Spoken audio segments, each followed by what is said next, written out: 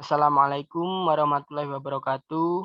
Mohon izin Bu, izin memperkenalkan diri. Nama Taruna Muda Dani Eka Saputra, Notar 2103021, Prodi D3 Manajemen Transportasi Perkeretaapian. Mohon izin Bu, izin untuk menjabarkan materi tentang sistem monitoring terowongan pada kereta api. Baik, untuk yang pertama saya akan menjelaskan pengertian tentang sistem dan monitoring. Sistem adalah seperangkat komponen yang saling bekerja sama untuk mencapai suatu tujuan. Jadi dalam sistem, komponen tidak dapat berdiri sendiri, melainkan harus berdiri bersama untuk saling bekerja sama guna mencapai suatu tujuan. Monitoring sendiri merupakan kegiatan untuk mengamati, memantau, dan mengecek guna mengontrol kerja sebuah mesin atau alat lain yang sedang bekerja. Selain itu, terowongan merupakan salah satu rekayasa infrastruktur yang memanfaatkan ruang bawah tanah untuk keperluan transportasi, keairan, penyimpanan barang, energi, pertahanan, bangunan utilitas, dan aktivitas lainnya. Pembangunan terowongan bertujuan untuk menghadapi masalah keterbatasan ruang dan lahan di daerah perkotaan yang cenderung sangat padat akibat banyaknya bangunan gedung dan infrastruktur lainnya. Jadi pembangunan terowongan ini merupakan salah satu solusi untuk menghadapi kepadatan bangunan yang berada di perkotaan. Dari pengertian-pengertian sebelumnya, dapat disimpulkan bahwa sistem monitoring terowongan merupakan suatu kegiatan yang bertujuan untuk memantau, mengawasi, dan mengontrol jalan atau tidaknya suatu alat kerja yang berada di ruang bawah tanah, serta untuk memantau kerja kereta yang melewati suatu terowongan tersebut. Sistem monitoring terowongan mempunyai tujuan untuk menjaga kestabilan dan keamanan pada terowongan, baik berupa sarana maupun prasarana dalam hal perkeretaapian. Guna menjaga kestabilan dan keamanan tersebut, terowongan memerlukan beberapa sensor instrumen monitoring untuk memantau kondisi yang berada pada ruang bawah tanah. Beberapa sensor instrumen monitoring untuk mengetahui keadaan terowongan yaitu 1. Embedment joint meter, 2. Crack meter, dan yang ketiga yaitu piezometer. Yang pertama yaitu crack meter. Apa sih itu crack meter? Crack meter merupakan alat yang berfungsi untuk memantau keretakan pada dinding terowongan.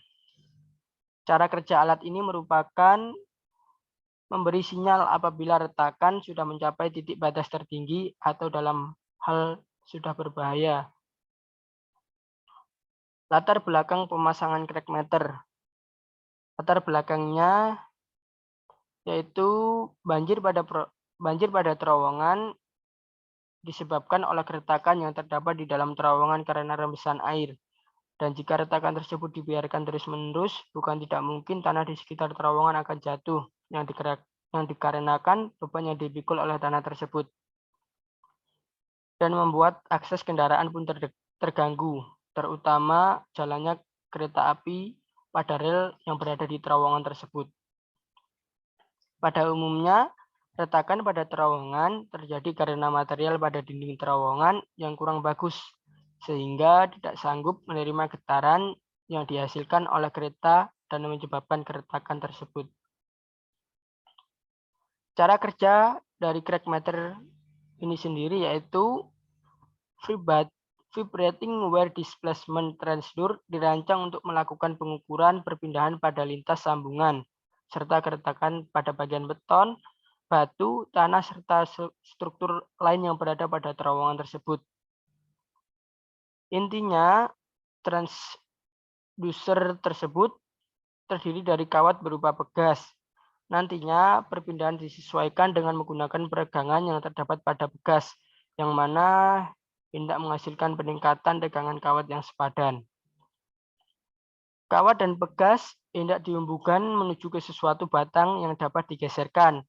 Batang tersebut dibuat sedikit menonjol biar dapat bebas meluncur. Setelah itu, cincin O dipasangkan dengan guna atau tujuan untuk menjauhi biar air tidak dapat masuk. Setelah itu, sinyal frekuensi ditransmisikan melalui kabel menuju posisi pembacaan. Hasil dari pengukuran hendak ditampilkan pada portable readout maupun data logger. Namun, sebelum melakukan pemasangan crack meter, dinding terowongan harus dilubangi menggunakan bor lalu dipasangkan alat ini. Oleh karena itu, crack meter akan tersambung ke data logger untuk melakukan analisa pada data yang diterima menggunakan software yang sudah terpasang pada laptop. Jadi nanti hasilnya akan dapat berupa data yang dilihat di laptop. Alat yang kedua yaitu piezometer.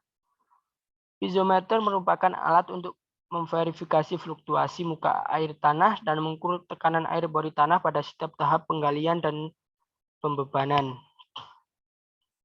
Bagaimana sih cara kerja dari piezometer ini? Pertama kali yang harus dilakukan yaitu melakukan pengeboran tanah sampai kedalaman yang sudah ditetapkan. Setelah itu, kedalaman lubang diverifikasi dan dibersihkan. Dilanjutkan dengan pemasangan pipa sampai kedalaman tertentu sesuai dengan bangunan terowongan tersebut. Kemudian, masukkan pasir di sekitar sisi lubang bor yang sudah dimasukkan pipa tadi. Pada titik ini, bor casing atau berungga bagian batang auger diangkat. Setelah tahap ini selesai, dilanjutkan dengan tahap pengisian lubang pipa memakai bahan pasir uruk secara perlahan.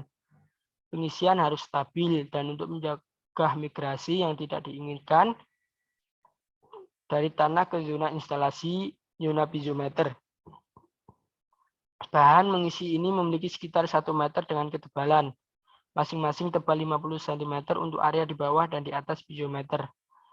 Di atas timbunan pasir, lubang diisi dengan bahan grouting atau semen bentonit hingga elevasi permukaan tanah. Bahan dasar yang digunakan piezometer yaitu bahan baja dan konektor untuk menunjukkan tekanan air ketika kabel terhubung ke alat baja. Nantinya, alat baja yang sudah dipasang tersebut akan menampilkan bacaan di salah satu digit frekuensi, periode atau microstain. Juga menampilkan suhu transducer dengan resolusi 0,1 derajat Celcius. Nah, itu tadi merupakan sistem monitoring pada bangunan terowongannya.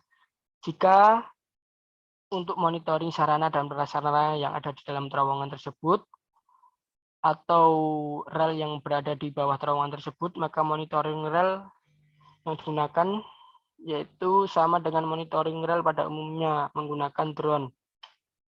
Apa sih itu drone? Drone merupakan sebuah alat alternatif yang bisa dipergunakan untuk inspeksi jalur kereta api. Penggunaan drone dapat mengurangi tenaga manusia karena drone merupakan sebuah mesin yang diperlukan sebuah latihan untuk meningkatkan kemampuan sumber daya manusia dalam mengoperasikan sebuah drone tersebut. Bagaimana sih cara kerja drone? Saat memonitor rel kereta api, drone akan memeriksa trek menggunakan kamera dan sensor. Ditambah dapat melumasi saklar rel jika diperlukan. Selain itu, di saat bertemu dengan lalu lintas kereta api lain, drone akan terbang secara otomatis keluar rel untuk menyingkir sampai lalu lintas itu lewat. Fungsi ini juga digunakan untuk berpindah dari satu trek ke trek lainnya. Komponen pendukung monitoring dalam penggunaan drone. Yang pertama yaitu drone itu sendiri. Komponen yang sangat penting dan inti pada sistem tracking jalur kereta api. Yang kedua yaitu server, berfungsi untuk menyimpan data jalur kereta yang sedang diperiksa oleh drone. Dan yang terakhir yaitu cloud, komponen penting dan bisa diakses kapanpun. Saat pemeriksaan terjadi maka drone akan mengirimkan data melalui cloud computing. Baik, itulah tadi pemaparan materi yang dapat saya sampaikan. Terima kasih atas perhatian. Mohon maaf bila ada kesalahan baik berupa kata maupun perbuatan. Sekian dari saya. Wassalamualaikum warahmatullahi wabarakatuh.